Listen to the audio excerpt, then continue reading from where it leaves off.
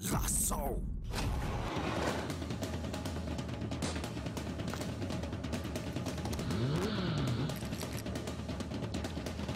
XXL manolotra anao ny vavao mampatanjaka vokarin'ny orinasa Star. Mba ho fafinarita ny fampalalam-baovao ho arahinao miaraka amin'ny La Vache qui rit ho finaritra ny tontolo andronao. VTI manolotra anao ny fampalalam-baovao. La 4G Patelma vous présente Ny vavao. Labelcom, Labelcom, la référence en impression numérique, manolotra anao ny vavao. Labelcom, la référence en impression numérique. Blue Line TV safidy tsara indrindra manolotra anao Ny fampalalam-baovao. Professionnels du bâtiment ou particuliers, pour vos articles de bricolage et de construction, choisissez Batimax. Batimax, la qualité au meilleur prix. Manolotra anao ny fampalalam-baovao. Pour votre sécurité et votre confort, de nouveaux services, de nouvelles couleurs, de nouvelles stations. Jovena, source d'énergie. Manolotra anao ny fampalalam-baovao.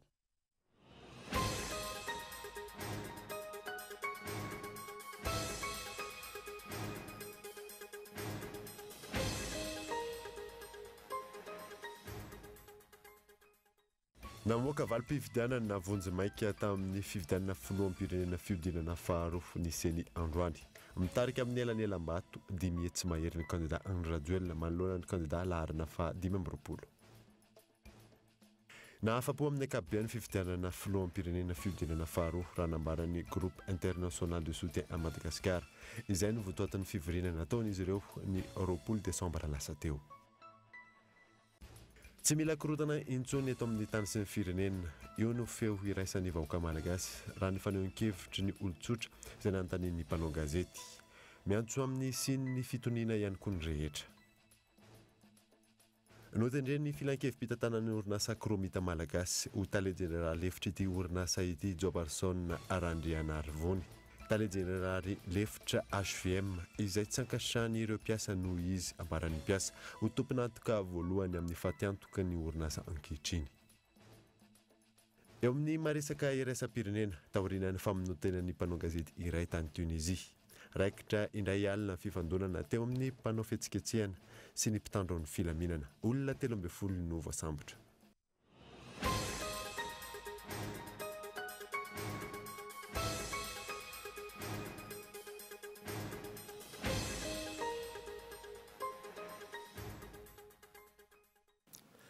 Finaritra tompoko lasy tompoko vavy tonga eto amin'ny fotoana ny vaovao kamanazanao ary anaraka izany hatramin'ny farany. Ny anombotsika ny vaovao dia namoaka ny valim-pifidianana vonjy-maika tamin'ny fifidianana filoam-pirenena fiodinana faharoa ny seny tamin'ity androany ity mitarika amin'ny elanelam-bato 10 hetsy mahery ny candidat laharana fa 13 Andry Rajoelina manoloana ny candidat laharana fa 520 Henri Flory.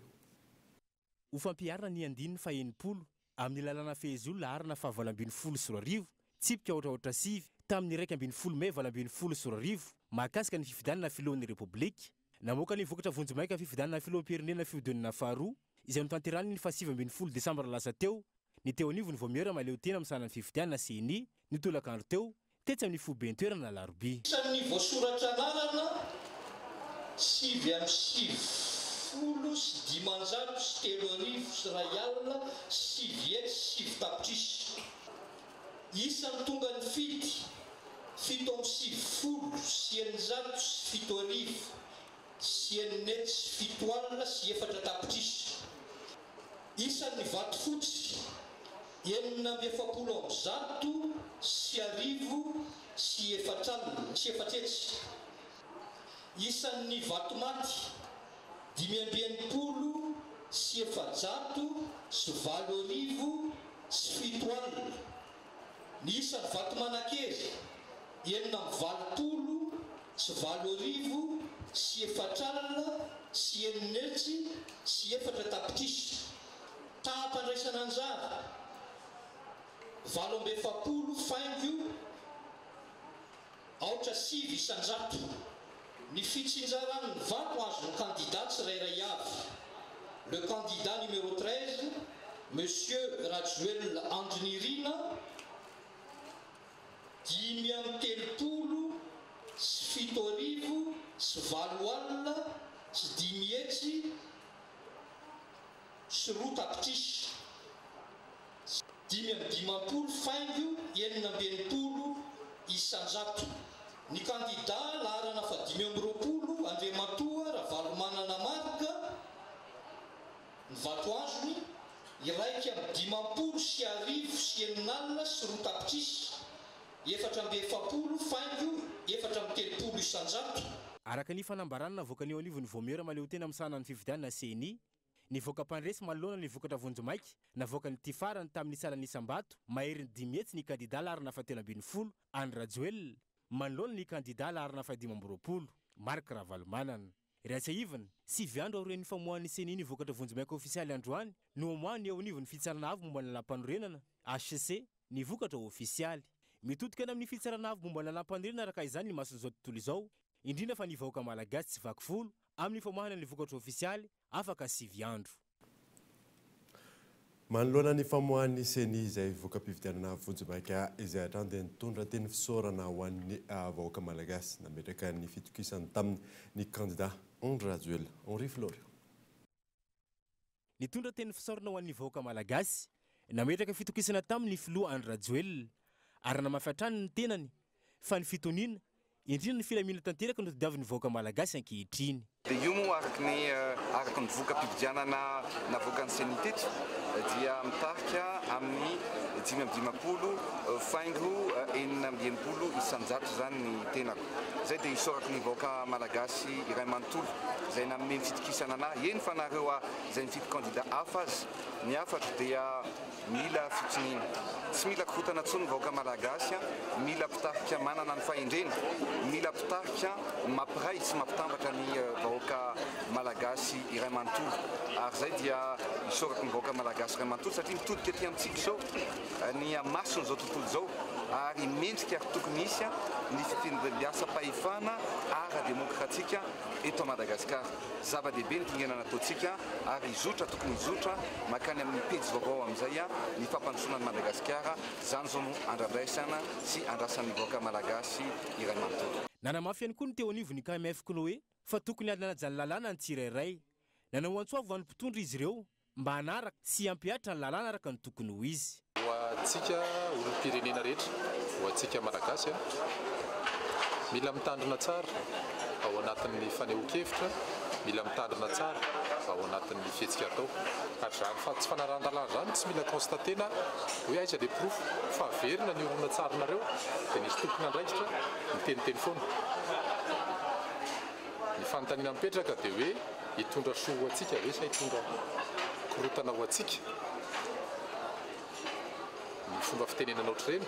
Ary ny anankiray faharoa dia hoe inona ny fepetra hoentsika manasa azy ny olona mandika lalàna sa ve misy olona amboniny lalàna eto Madagasikara. Ny lalàna nampiasaina efa nipianina io lalàna io fa io kosa rehefa nampiasaina dia tokony ho hajaina ary tokony ho arahana. Na rahana ve izy ny nandika ho avy izay. Tsy tonga tena toerana nanatrika ny fanambarana ny vokatra vonjomaika navoaka ny eo anivon'ny CENI na ny Voamera maleo teny amsana fifidianana ny kandida laharana fa 5 Marc Ravalomanana sy ny Pombazy tamin'ity androany ity.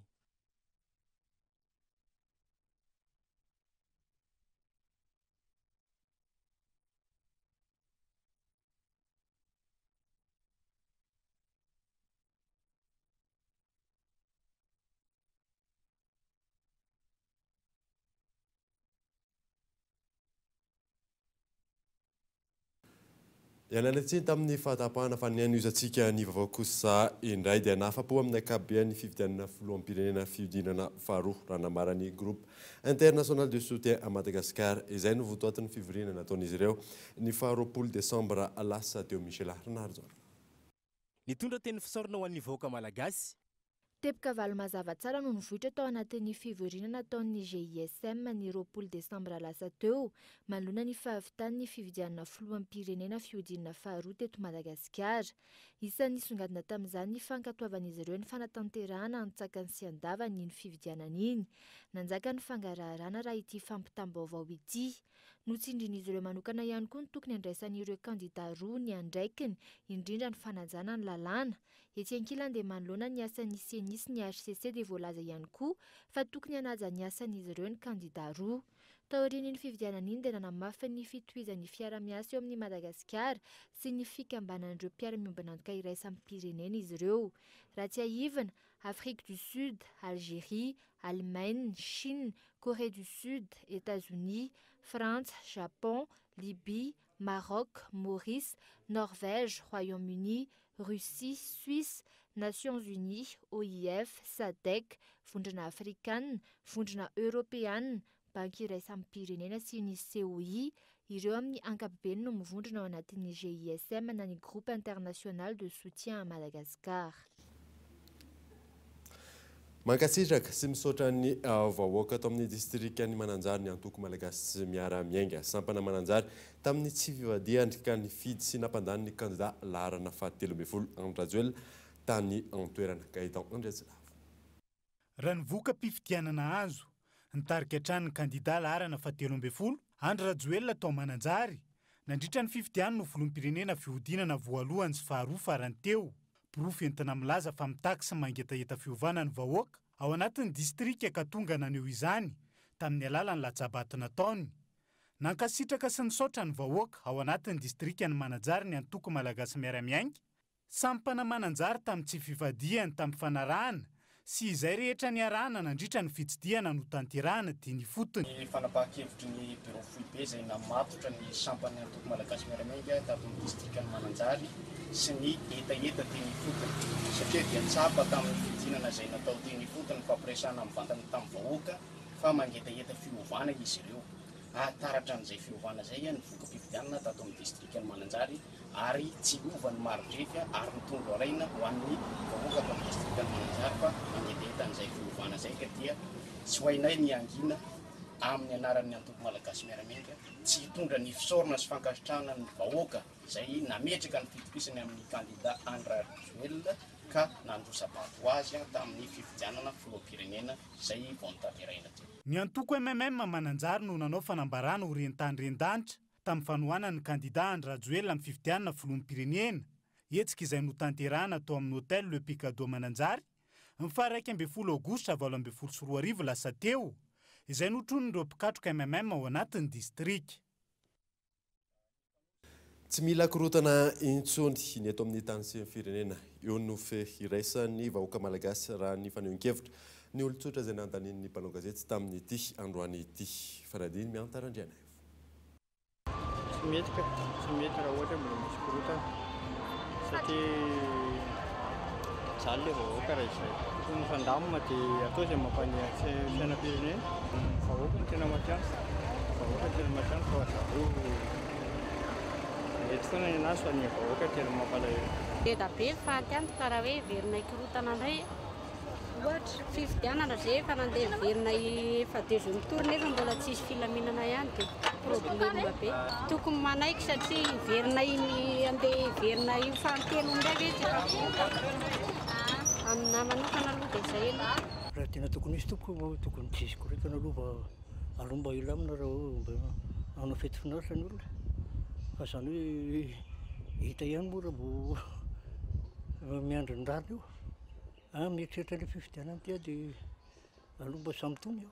Tena nieritreretiko aloha dia aloha miandry am-pitoniana. Eny efa izay marina dia marina. Ny fieritreretako azy. Ampahany amin'ny fanehoan-kevitry ny maro izay manoloana ny toetra rahanam-pirenena eto amintsika ankehitriny. Raha toka io arivo io no namoaka ny voka-pifidianana tsy ofisialy ny CENI, olom-pirenena maro no miantso fitoniana eto amin'ny firenena. Tsy ilainy intsony izy ireo ny mety hokorotana eto Madagasikara. Tena ilay korotana angambany aloha tsy ekena fa mba hoe mandala fahamarinana sy zany mba tadiaviny vahoaka zany zay mba hitsiny fitoniana sy fandriam-pahalemana eto firenena. Dia izy aloha zany ohatry ny fahafantarako anazy ny ao amin'ny CENI zany tokony mba hanao ny fahamoakan'izay zavatra marina zany zay zany dia mba raha mivoaka mantsy ny marina dia tokony ngamba fa tsy hisy ny korotana. Dia zany mba tadiaviko hoe mba mivavaka ny malagasy rehetrarehetra mba anaiky ho fandaran'Andriamanitra zany na ny CENI na ny mpitondra izay tondra eo. mba isiany fitoniana sy fandripalemana fa raha ohatra ka hoe tena mivavaka daholo tsika malagasy amin'ina fa tsy tokony hitarika korotana izy zany fa maneny sy resika fa resika io any resaka politika tokony samy mijery aloha fotsiny inona ny tombotsoan'ny firenena fifidianana milamina ekeny rehetra sy hitondra soa ho an'ny firenena zay fotsiny. Raha ny vokatra tsy ofisialina avoaka ny seni ny kandida André Rajoelina no mitarika amin'ny tahambony tamin'ity fifidianana fiodinana faharoa ity, nasese ankila no tompoteny farany mikasika ny famoahana ny vokatra ofisialy. Tsy fotoana fambolena krisy sy korotana eto amin'ny firenena intsony izao. Hoy ny ministry ny Ady-tany manoloana ny mpanao gazety sy tamin'ity androany ity, nanamafy izy fa tsy marina ny filazana fa nisy ny baiko manery ireo mpiasan'ny ministera aka candidat etsy na candidat ero. Gaëtan Andriatsilavo. Nazava ny hevitry ny ministry Ady-tany androany manoloana ny feo mandeha amin'izao fotoana izao, izay milaza fa misy ny fanerena ireo mpiasa eo anivon'ity ministera ity iandany amin'ny candidat zatsy na candidat zaroa. Hoe misy ny tsindry, misy ny fanerena andreo tompona andraikim-panjakana hoe tsy maintsy mifidy any zatsy na izaroa, dia mbola averiko ilay zavatra nilazaiko ireny. Aoka re tompoko izay ny fanakorotanana saina. Raha ny amiko manokana tsy misy ary tsy hisy efa voalazako izany. Izany hoe tsindry ho ana atsy na roa ampifidy anitsy na iry izany tsy misy. Fantatry ny mpiara-miasa amiko dolodolo izany zavatra izany. Ninanangina ho iady teo. Fa ny any mba afatra dia tsotra. Raha misy izany hoe zavatra tsy rariny tsy ara-dalàna tao anatin'ny fikarakarana fifidianana, ny fisotra ny fifidianana, na nandritry ny andron'ny fifidianana, na taorian'ny andron'ny fifidianana, lalàna ny misy eto Madagasikara. Ampiarina ny lalàna. Inona ny voalazan'ny lalàna? Hoentina ny profo misy ireo sehatra samihafa hitondrana an'izany resaka hoe tsy mazava sy tsy marina izany. Entina ny fitarainana misy ireo sehatra fitsarana mikasika izany. Entina any amin'izy ireny miandry ampitoniana dolodolo hoe inona no vokatra ny fifidianana. Raha olona tena manajan'izany hoe demokrasia izany, raha mahafantatra an'izany demokrasia izany, dia resaka fifidianana izy io. Ny valim-pifidianana no andrasana ampitoniana tsara. Raha mieritreritra ianao hoe misy tsy mety tao anatin'le fikarakarana na fanatanterana ny fifidianana, dia entinao any amin'izany sehatra samihafa azo hitondrana izany le izy. Nanamafy ity farany fa tsy fotoana ambolena krizy sy korontana ampahatra ny vahoaka malagasy intsony izao. Efa nivoaka ny valim-pifidianana vonjomaika teny anivon'ny seni, niatrika ny fifidianana tao anatin'ny filaminana isika, niandry ampilaminana ihany koa, ka tokony ho tohizana io fandraisana ampilaminana io mandra-pivoaka ny valim-pifidianana ofisialy avy amin'ny fitsarana avy momba ny lalam-pandrenana. Tsy mendrika tsony atsika malagasy, tsy mendrika tsony atsika na any amin'ny faritra na eto Antananarivo, izany hoe andeha hitarika olona anakorotana izany. Tsy mendrika ny toe-tsaina toy izany. Indrindrandrindra voanankalaza ny noelitsika voaingana teo e. Tonga ty ny asaramanitra. Lesona lehibe ho anareo mpanao politika rehetra. Ny sotoavina, ny fahendrena, ny fitoniana, nataony ny vahoaka malagasy, nasehony vahoaka malagasy tamin'ny fiodinana voalohany sy tamin'ny fiodinana faharoa iny. Ka aoka isika mba homendrika ny vahoaka malagasy ka dia hijery, hiaina sy hiandry ampitoniana izany hoe voka-pifidianana izany. Raha misy hitatsika profo mazava na izany hoe tsy misy ny tonga lafatra, mandainga kosa raha hoe tonga lafatra fanaperana izany fifidianana na iza zany eto ambonin'ny tany, tsy misy zany. Fa izay no antom-pisian'ny lalàn'ny fifidianana. Entina any amin'ireny sehatra ireny hoe ireto misy profo reo olona misy zavatra tsy mety ty, dia jerena ara-dalàna sy ny ara-drariny sy ny araky nihitsy ny dolodolo izeny ny tompona andraikitra momba an'ireny no mijery izany. Fa tsy sanatria ho iaho averiko ihany, tsy mendrika itsony amin'izao taonjato misy atsika zao, amin'izao taona 2024 izao, izany hoe sanatria izany andeha hisy raha latsaka, sanatria izany andeha hanao soron'olona, sanatria izany andeha anakorotana indray ve tsy mendrika atsika malagasy tsony izany. Araka izany, raha misy ny fitarainana na tranga mampiaya manoloana ny fifidianana farany teo, manana ny fitsarana sy ny rafitra afaka amin'ny tsara ny malagasy, afaka mametraka fitoriana avokoa izay rehetra manana pirofo amin'izany. Fananao fanambarana androany maraina ny solitenan'ireo tanora zanak'Androy monina ao amin'ny distrikta Tsormandidy fatra Boglava manoloana ny tranga misy tany an-toerana fa tsy tokony entina nevatevana foky na fiaviana ny raharaha politika misy eto amin'ny tany sy ny firenena amin'izao fotoana izao fanampanazavana. Indreto zahay zany tanora avy any amin'ny faritra atsimo izay nijoro tamin'ny foko hafa izay namingavinga ny fokony Antandroy izay ao amin'ny faritra Bongolava ao an-Tsormandidy. Nisy olona zany mitety karazany ny Antandroy dia nijoroanay zay zavatra zay. Dia rehefa tonga tao moa zany saika ho niditra amin'ny resaka fitsaram-bahoaka le izy fa noho ny fahatongavanay dia zay zany nampilamina le izy. Samborina dia tonga dia nifona nangataka fihaonana amin'ny zanaky Androy ao an-Tsormandidy zany.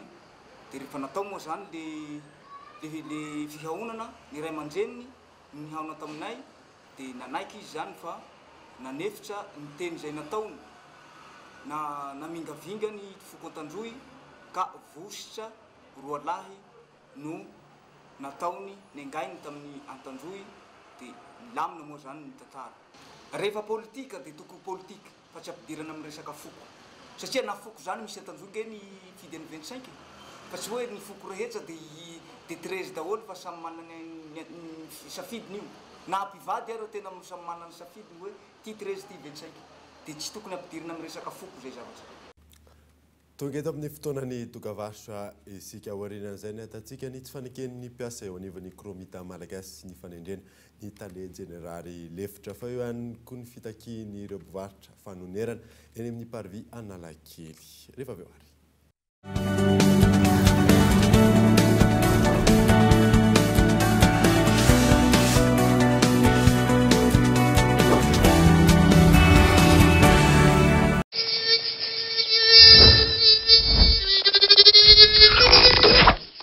Même les moustiques les plus coriaces ne résistent pas à Catch.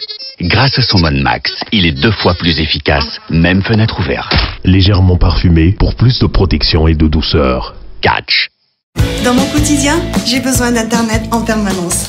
Pour mes recherches, mes mails, pour être à la page des actualités, mais aussi pour communiquer avec mes amis. Et après une longue journée de travail, quoi de mieux que de se détendre devant la télé à regarder ma série préférée, tant qu'elle n'est pas occupée par le match de foot de mon mari ou les dessins animés de mes enfants. Tout ça grâce à Blue Line. Profitez de la box 4G Blue Line connexion illimitée et le décodeur Blue Line TV avec toutes les chaînes à partir de 169 000 arrières par mois. La route ne sera plus jamais la même avec Jovena. Vivez de nouvelles expériences. Faites confiance à la qualité de nos carburants premium et à la sécurité de nos cartes de paiement Énergie Plus. Profitez de nos grands espaces de stationnement et de tous les services dont vous auriez besoin. Venez découvrir nos nouvelles boutiques. Faites-vous plaisir avec une pause bien méritée dans nos points chauds. Pour votre sécurité et votre confort, de nouveaux services, de nouvelles couleurs, de nouvelles stations. Jovena, source d'énergie. Waouh! C'est vraiment la fête avec Blue Line! Vous voulez la télé de Blue Line pour les fêtes? Le décodeur est à 0 Hz avec toutes les chaînes. Vous êtes déjà client Blue Line TV? Réabonnez-vous maintenant et profitez de toutes les chaînes pendant les fêtes pour seulement 40 000 Hz. Et c'est pas fini! Si vous voulez aussi la connexion 4G illimitée, Blue Line vous offre la box 4G à 0 Hz. Alors, profitez-en maintenant jusqu'au 15 janvier et vivez des fêtes inoubliables avec Blue Line. VTI, une société de conception, de fabrication, d'installation de portes et fenêtres en aluminium, volets roulants, rideaux métalliques, vérandas, ainsi que vente de vitres étoiles, vous propose la gamme de produits adaptés à votre projet et budget. Profitez d'une remise de 10% sur les menuiseries en aluminium et volets roulants du 12 au 31 décembre. Et rendez-vous chez VTI à environ 150 mètres de Galanat à la Tamate. VTI, prêt à vous servir.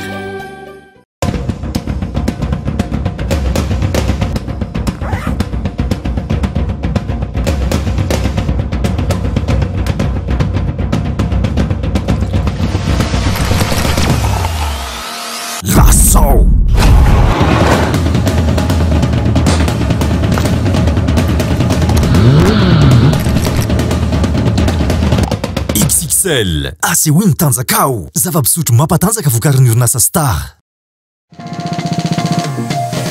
Et maintenant avec Mvool, gagne 3 fois plus d'internet. À l'achat d'un tel manette One Month 2 Go via Mvool, gagne 6 Go de data en tout. Telma, safidiko numéro 1 malagasy. Singa ampiasaina amin'ny fampitombona vokatra amin'ny fambolena ny zezika simika sy ny fanafody famonoana bibikely. Manimba ny nofotany sy mandoto ny rano any ambanin'ny tany anefa ny fampiasana zezika simika. Manimba ny nofotany ihany koa ny fampiasana fanafody famonoana bibikely ary atahorana nanimba ireo karazam-biby sy zava-maniry hafa raha tsy voafehy. Mety hitarika aretina toy ny homamiadana ho an'ny olombelona amin'ny alalan'ireo sakafo misy ireo singa simika. Manimba ny nofotany ny fampiasana zezika simika sy ny fampiasana fanafody famonoana bibikely. Andao ampiasan'ny fitantanana ny nofotany ho lofain-jafy. Vous voulez créer une ambiance agréable et pleine de caractère dans votre maison? Batimax vous propose sa gamme de luminaires rustiques en suspension avec applique pour tous les modèles à 70% de remise. Je dis bien 70% de remise. Des modèles qui s'intègrent parfaitement pour ceux qui aiment le style campagnard. Composé d'une armature bronze antique à la fois robuste et décorative. Offre valable jusqu'à épuisement de stock. Alors, n'attendez pas. Batimax, la qualité au meilleur prix. Waouh, c'est vraiment la fête avec Blue Line. Vous voulez la télé de Blue Line pour les fêtes? Le décodeur est à 0 Hz avec toutes les chaînes. Vous êtes déjà client Blue Line TV? Réabonnez-vous maintenant et profitez de toutes les chaînes pendant les fêtes pour seulement 40 000 Hz. Et c'est pas fini. Si vous voulez aussi la connexion 4G illimitée, Blue Line vous offre la box 4G à 0 Hz. Alors profitez-en maintenant jusqu'au 15 janvier et vivez des fêtes inoubliables avec Blue Line. Nous avons besoin des sols tous les jours. Les sols produisent, stockent les éléments de la vie. Et pourtant, nous les polluons par les déchets industriels tels que les papiers, plastiques, ferrailles, batteries diverses. La pollution rend les sols arides et cause des maladies pour les hommes. Les déchets industriels ont des impacts négatifs graves sur le sol. Optons pour une gestion durable des sols.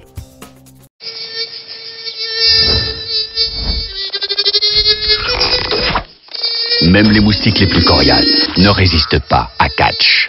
Grâce à son mode max, il est 2 fois plus efficace, même fenêtre ouverte. Légèrement parfumé pour plus de protection et de douceur. Catch.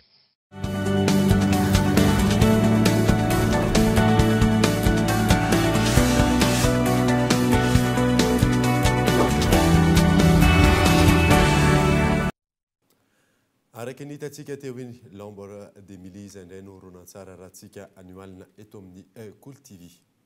Fa ny aniozantsika ny vaovao kosa indray dia nahatratra 20 amby zato tafo ireo trano kilan'ny afo nandritra ny trano ny seho teny atao mandinika atsimo omaly alarobia. Tonga teny antoerana ny maraina teo ireo tompony andraikitra nijery ny zava-misy mampiona rakotoarso. Lamba nkoditra sisa no tsy may tamin'ilay hain-trano mahatsiravina ny seho omaly teny Antoamadinika Atsimo ho an'ireo mponina manodidina ny valonjato eo no ny fiazakazaky ny fitarany afo. Nahatratra 20 amby zato tafo kosa ireo trano may tao anatin'izany. Natory ny tafilanitra avokoa ireo olona tsy manan-kialofan'ireo omaly alina raha ny fanazavana lasibatra. Satria tonga zao vao zao zay dia malahelo satria tsy apozana akory zao zavatra miseho aminay zao. Ray andro fotsiny dia foana ny tao an-tanàna tao anatiny 5 amby 3 taona niretana teto. Ka noho izany zay mangataka avy tamin'ny fotoana fanjakana zay mba hijery anay amin'izao voana mahazo anao zay. Tsisy niraisana dia pataloha sy akanjo fotsiny ny anako ny voaka tao fa tsisy zavatra niraisiko intsony na taminana akanjo ary fa dia zo hitanao reo zao zay na ty amiko. Miantso ny tompon'andraikitra sy ny malala-tanana rehetra araka izany izy ireo amin'ny fijerena manokana izao voina lehibe indrindra ao anatiny izao ankatoky ny fety ny faran'ny taona sy ny taom-baovao izao. Zay presque may avokoa ny toerana tato amin'ity zany hoe ny trano fonenan'ny olona tato na ny trano hazo na ny trano biriky dia vitsivitsy isa tavela.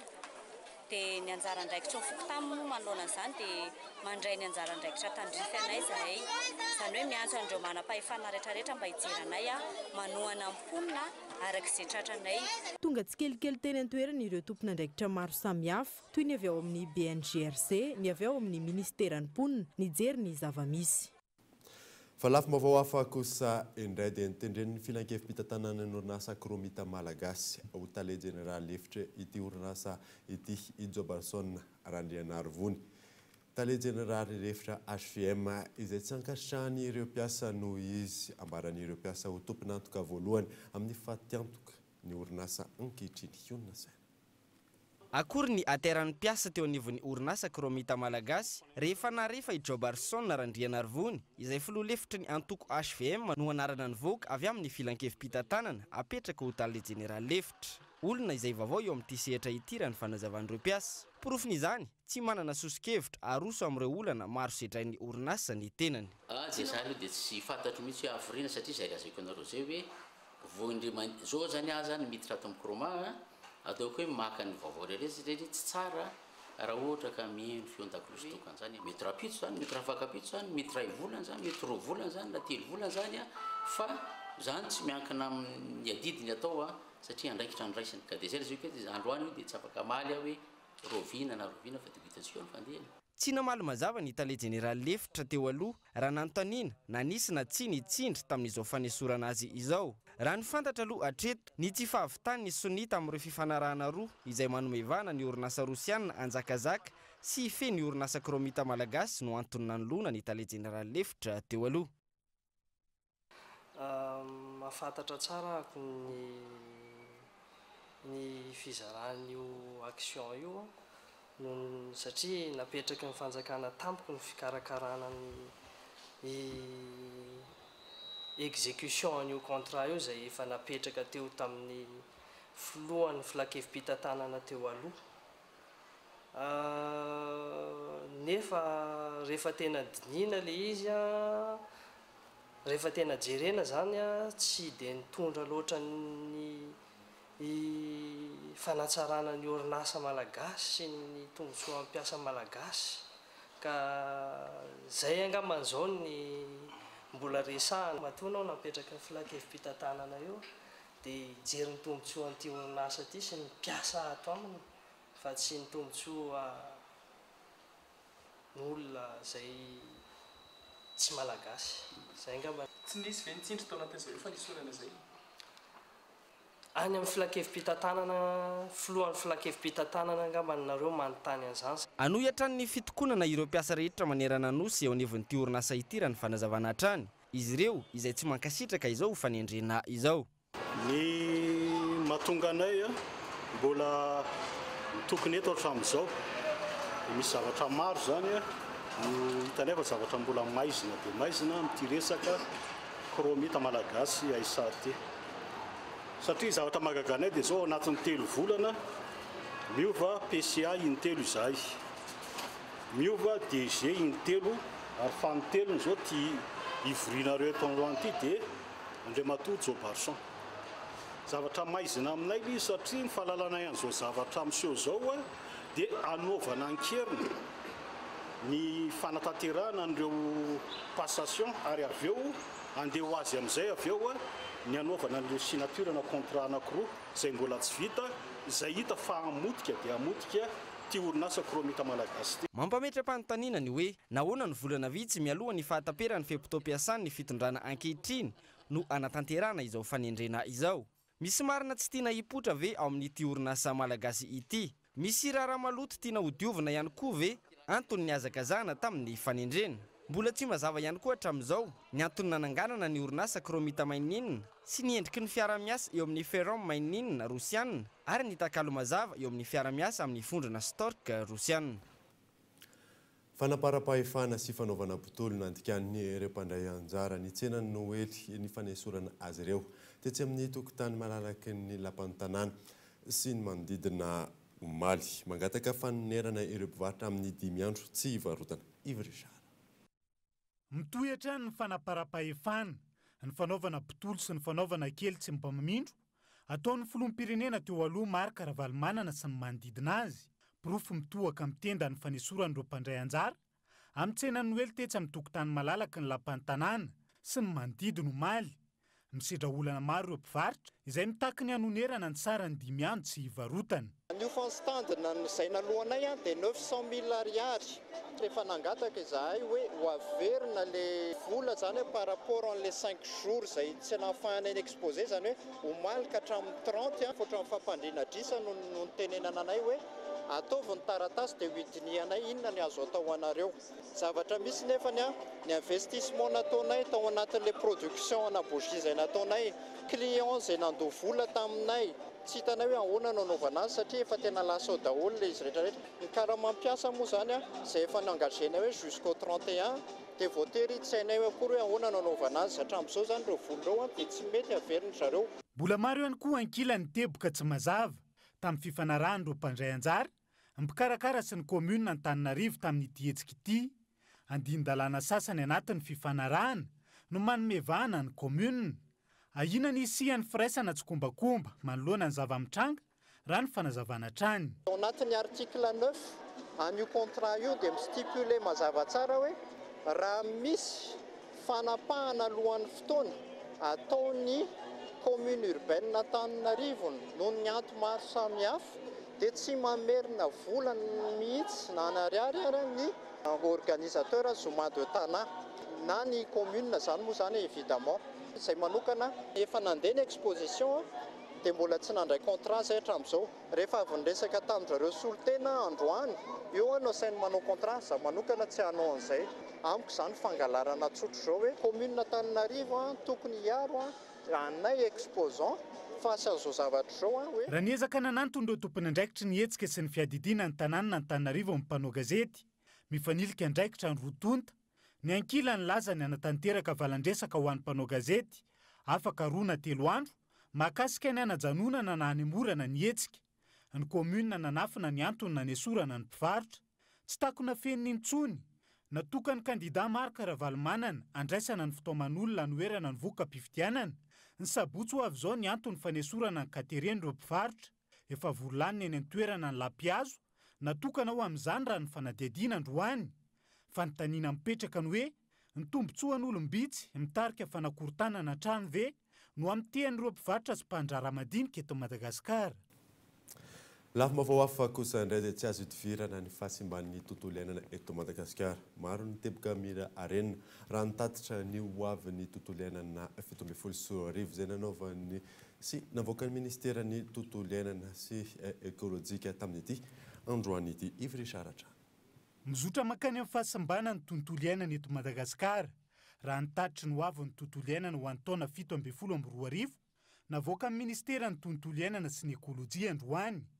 Ankoatra ny fiovaovan'ny ny toetry ny andro, ny faripahan'ny velaran-tany rakotrala, ny fiakaran'ny maripana sy ny fahasimban'ny sosina ozone, manomboka mavesatra ho an'ny isam-batan'olona ihany koa ny fiantraikan'izany eo amin'ny fahasalamana raha ny fanazavana. Misy tena hitanao hoe miratsy dia misy nefa ny ezaka mihitsy zany ataon'ny gouvernement mba hahatonga anazy hiatsara satria ohatra zao le changement climatique le fiovan'ny toetrandro tena miratsy daholo na ny fahasalaman'ny olona na ny toetrany tontolo iainana ny zany rehetrarehetra zany dia hitanao miratsy ny cancer mianaka dia mampiseho amintsika fa miratsy zany le tontolo iainana. Manoloan'izay fahasimban'ny tontolo iainan'izay navoaka ny ministeran'ny tontolo iainana sy ny ekolojia androany nitatitry ny hoavin'ny tontolo iainana ho an'ny taona 17 ahafahan'ny tompon'andraikitra isan'ny tokony sy ireo mpiara-miombonantoka mandray an-tanana ireo fepetra sy fanapahan-kevitra samihafa nitatitra raha ny fanazavana.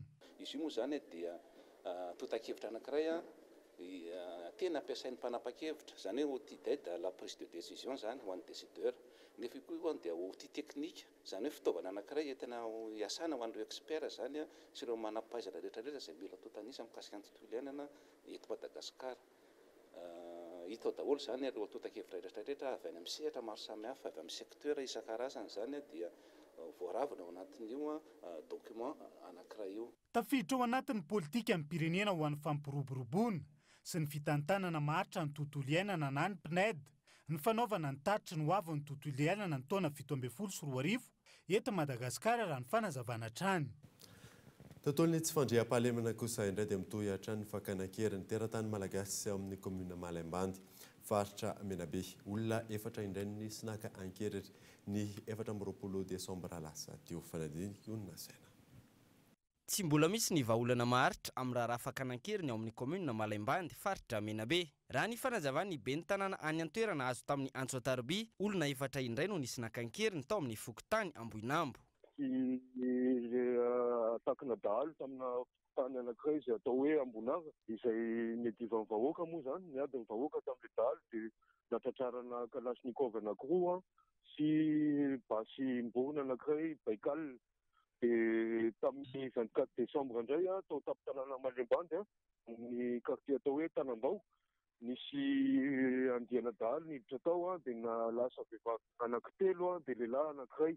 Tokony ho tamin'ny 7 ny 24 Desambra no nitangana izay fakanankeriny izay, ary zanaka mpandraraha sy mpitantana ozina no lasibra tamin'izany raha ny fanazavanina voaray.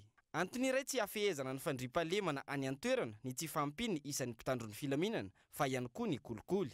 Misy projet nataonay niaraka tamin'ny commandement tao amin'ny gendarmerie ametraka compagnie de sécurité intérieure zany ao Malembandy, fa hatramin'izao moa ilay projet mbola tsy tafavoaka fa ny olana misy ao tanànao moa zany ohatran'ny misy fepetra tsy raisina ihany zany mahakasika an'ilay olona satria izay zao efa nanonona anaran'olona bebe ny vahoaka sy ny karazany dia voasambotra reny olona reny dia misy foana le mpiaron'ireo olon-dratsy ireo dia tsy tafavoaka mihitsy lasa ohatran'ny tsy zon'olombelona ny arovana fa zon'ny dahalo. Raha ny vaovao voaray farany navotsitra ireo mpakankeriny ireo olona efatra no tanan'izy ireo. Hatreto tsy mbola nisy tratra ireo olon-dratsy. Mandry tsy lavoloa ny vahoaka ao amin'ny commune Malaimbandy amin'izao fotoana izao. Fananatotosa fionana fiaraha-mifaly tetsy Anosy androany mpanao gazety Vehivavy eto Antananarivo nentina Novambeloma ny taona 24 ny fionana ary firarintso sahady ho an'ny taona vaovao 7 sy 2 fanampanazavana. Fety androany zany fety fanaovam-beloma ny taona ho an'ny mpanao gazety Vehivavy fampisehoana zany firaisan-kiny izany dia eo ihany koa ny antony isian'ny fikambanana dia mba isiany hoe resaka mahatianina inona ny atao mba hanatsarana ny asa fanaovan-gazety amin'ny vehivavy. Efa nisy fiarahana tamin'ny 8 Mars tamin'ity taona ity izay nahafinaritra ny rehetra dia natsangana amin'ny birao dia rehefa natsangana amin'ny birao dia nisy activité isan-karazany natao, ohatra ny fiarahana amin'ny Lomano sy fianarana amin'ny Lomano miaraka amin'ny Académie nationale des sports sy ministère des sports. Eo ihany koa ny resaka danse amin'ny Tsabe station dia ankoatran'ireo anankiroa amin'ny sabotsy izao misy pool party atao amin'ny Académie nationale des sports izay ny mpanao gazety no miara-manao an'ilay izy miaraka maison de sport. Ilay izy ny antony hanangana fikambanana ahafahana misy hoe matianina mpanao gazety firaisan-kina mpanao gazety sy ahafahana manao zavatra hafa ihany koa.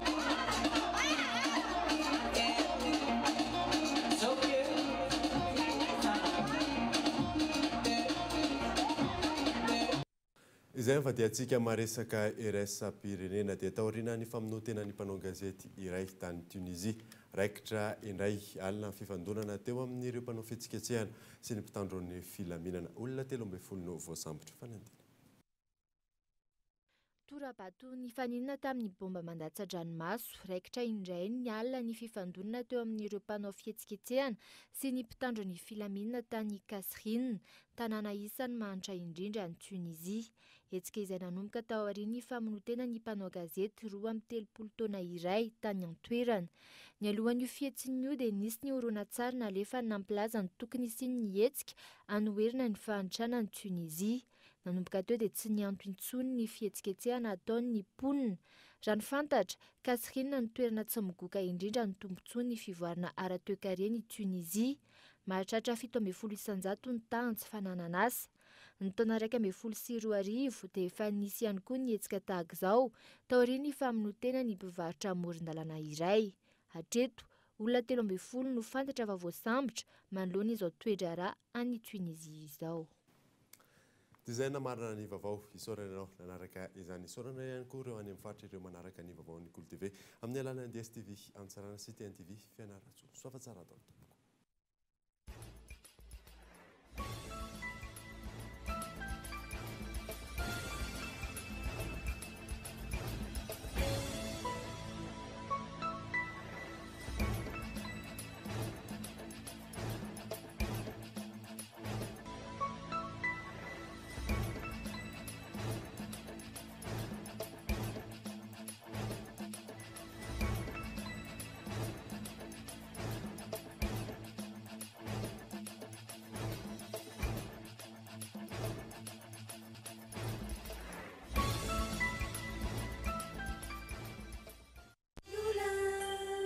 TV safidy tsara indrindra nanolotra anao teo. Ny fampahalalam-baovao. Labelcom impression. Narahinao teo ny fampahalalam-baovao niaraka tamin'ny Labelcom, la référence en impression numérique. La référence en impression numérique. Batimax vous propose sa gamme de luminaires rustiques en suspension avec applique pour tous les modèles à 70% de remise. Offre valable jusqu'à épuisement du stock. Alors, n'attendez pas. Batimax, la qualité au meilleur prix. Nanolotra teo ny fampahalalam-baovao. La 4G by Telma vous a présenté Ny vaovao. Pour votre sécurité et votre confort, de nouveaux services, de nouvelles couleurs, de nouvelles... Narahinao teo ny fampahalalam-baovao niaraka tamin'ny Jovena, source d'énergie. Narahinao teo ny fampahalalam-baovao niaraka tamin'ny VTI, prêt à vous servir. Narahinao teo ny fampahalalam-baovao niaraka tamin'ny Lavage Kéré, ho finaritra ny tontolo andronao. Lasso.